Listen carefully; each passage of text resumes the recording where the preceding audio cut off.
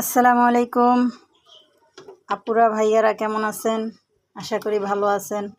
আলহামদুলিল্লাহ আমি আপনাদের দোয়ায় অনেক ভালো আছি।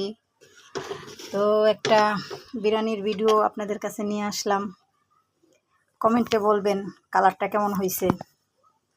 আমি বিরিয়ানিটা রান্না করতে খুব পছন্দ করি আর আমি খেতেও খুব ভালোবাসি, কিন্তু দোকানেরটা কারো হাতেরটা ওটা আমার ভালো লাগে না।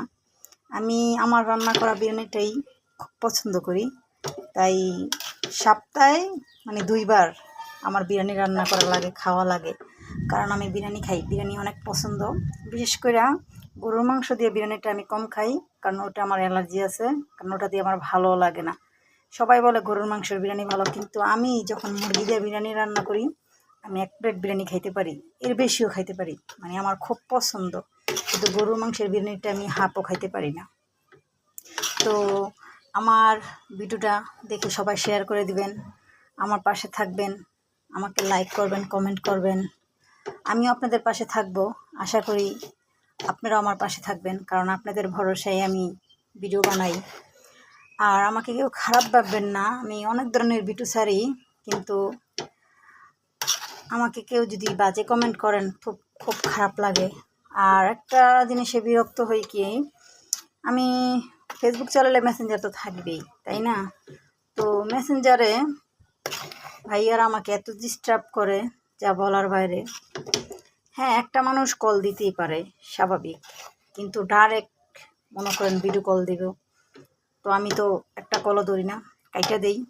তারপর যখন অডিও কল দেয়, মেসেজ করে, পরে অনেক রিকোয়েস্ট করার পরে আপু ডাকে, তারপরে আমি একটু কথা বলার চেষ্টা করি, তারপরে দেখি ওরা আমার সাথে বাজে বিহেভ করে। কারণ বলে ভিডিও কল দিতে, আমার পিক পাঠাইতে, অনেক ধরনের কথা। তখনই তাদের আমি ব্লক মেরে দিই। কারণ মেসেঞ্জার না চালাইলে, আমি যদি মেসেঞ্জার কাইটে দেই, তারপরে ফেসবুকের থেকে মেসেঞ্জারের থেকে আমার কল আসে। তো আমি এই জিনিসটা নিয়ে অনেক বিরক্তি আছি।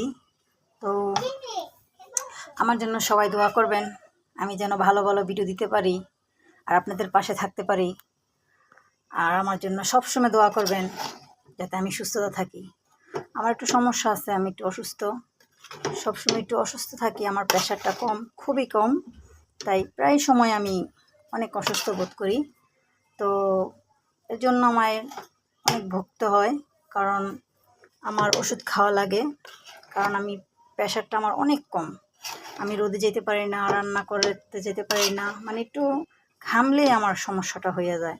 তো আমার জন্য সবাই দোয়া করবেন, আমি যেন সুস্থ থাকি আর আমার পাশে থাকবেন। আমার ভিডিওটা প্লিজ শেয়ার করে দিবেন, প্লিজ প্লিজ ভাইয়ারা আপুরা, আমার ভিডিওটা শেয়ার করে দিবেন প্লিজ। আল্লাহ হাফেজ।